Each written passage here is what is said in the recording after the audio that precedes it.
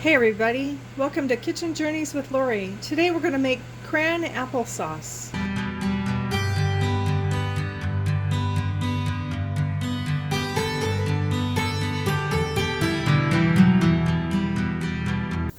I've got my ingredients in my pot. I've got it on medium and I'm waiting for it to boil.